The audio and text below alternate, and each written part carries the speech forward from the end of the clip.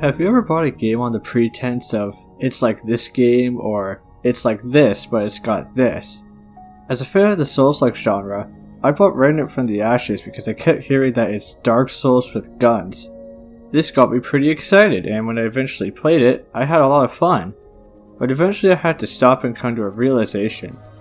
People really need a bigger frame of reference when describing things because Remnant is barely like Dark Souls.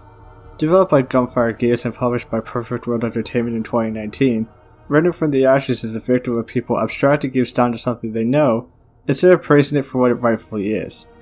So today, let's talk about Remnant, and why it's far more than Dark Souls with guns.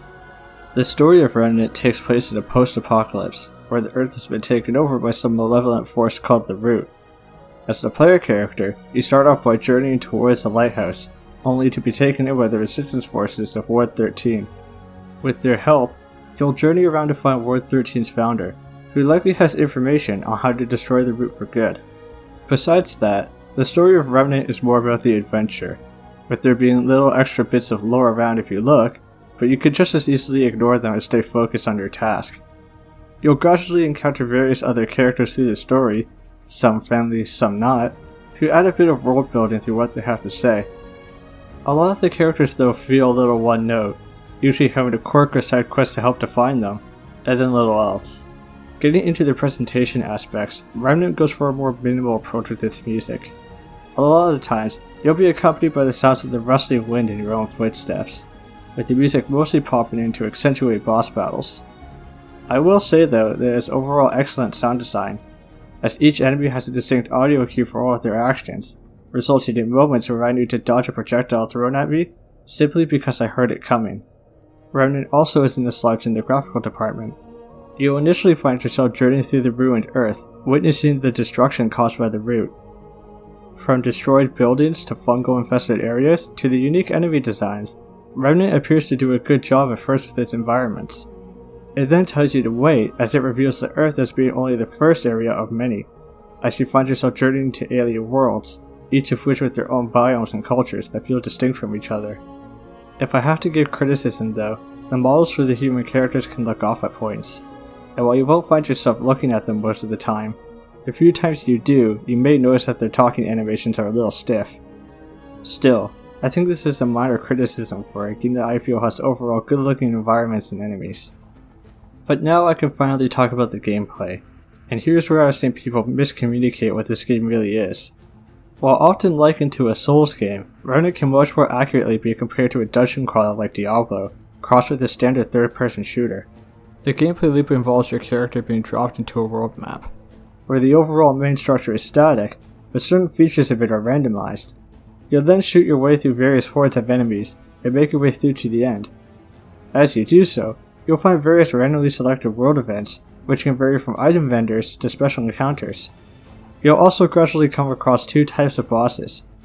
Dungeon bosses will put themselves between you and your final destination, and usually take the form of a stronger version of an enemy you've already come across. Once you get past them, you'll find yourself against a world boss, which are much more unique and provide more of a challenge. This loop is pretty consistent across every game world, but it keeps things interesting by having every event and boss be randomized from a list, allowing for more replay value, which I'll get more into later. For now I want to talk about character creation. As you kill things, you'll gradually raise an experience bar, though don't worry, you don't lose anything on death. As you level up, you won't find yourself getting stronger, but rather you'll be granted a trait point. Traits are similar but different from stats, and you can unlock them by progressing the story, killing certain bosses, completing certain events, or even just playing enough to pass certain milestones. These traits can do everything from increasing your health, to your experience gain, to your crit damage, to how easy it is for enemies to detect you. Just about every aspect of your character has a trait associated with it. The thing about traits though, is that they only go up to a maximum of 20, so you won't really find yourself playing the character build through them, as you'll gradually max out the ones that just seem the most useful. The other aspect of your character is their equipment, and let me start off by saying that despite its reputation, I wouldn't describe Remnant as a loot game. You can equip yourself with 3 different types of weapons at once: a small gun, a long gun, and a melee weapon. Small guns are things like handguns and SMGs, with long guns being more like machine guns and sniper rifles. It will get good use out of all weapon types, and enemies drop ammo when defeated. The gunplay here is really good with a variety of weapons to suit your preference. While I do think some are generally better than others, Remnant weapons don't feature any form of stat scaling, so you can likely beat the game with any weapon you consider your favorite without them falling off.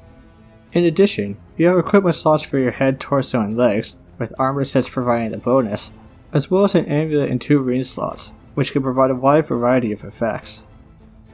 Here's where Remnant makes an important distinction, as all the equipment in the game is one of a kind, meaning you can't get more than one copy of any piece.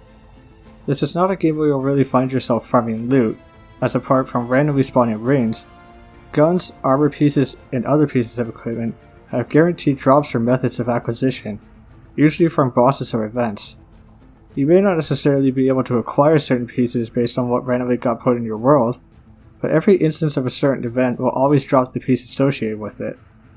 You'll also be able to obtain weapon mods which can add an activated ability to your guns, such as giving you fire damage or allowing you to create a healing circle. Now, if all this talk about world randomness has turned you off, or if you played this game when it initially came out, you may want to pay attention to its other game modes. The first of these is Adventure Mode, which you can use to generate an instance of any level separate from your campaign. While smaller than what your campaign map generates, this can allow you to replay that level over and over again until you encounter that event or boss you're looking for, instead of having to redo the campaign. If you purchase the DLC, you can also find yourself playing Remnant's surprisingly fun roguelike survival mode. In this mode, you'll be given a set amount of starting money to buy equipment with, and you find yourself going through levels to beat the boss at the end. You get stronger by buying things with the scrap you collect, or by finding chests which contain equipment and traits. All the while, a timer will gradually count down and increase the strength of the enemies you face. This mode takes some getting used to, but it's really fun once you get the hang of it. If you play it enough, you can also unlock pieces of equipment to use in the campaign. But going back to the campaign, there's one more very important thing to talk about: upgrading.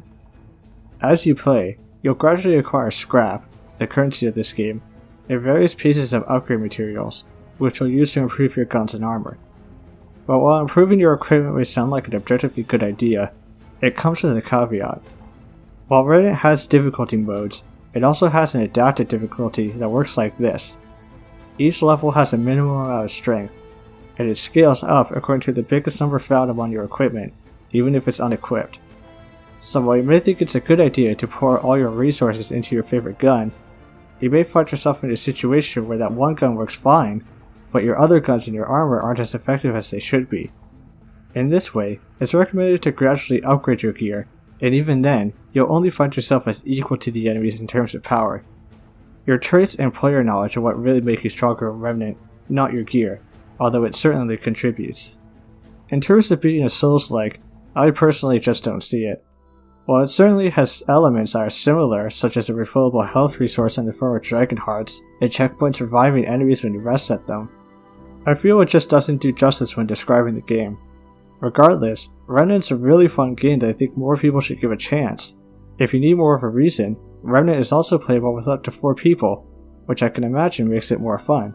They would eventually develop a prequel for this game called Chronos Before the Ashes, which is, funny enough, much more of an actual Souls-like. But however you choose to describe Remnant, I think it can be agreed upon that it's a fun time.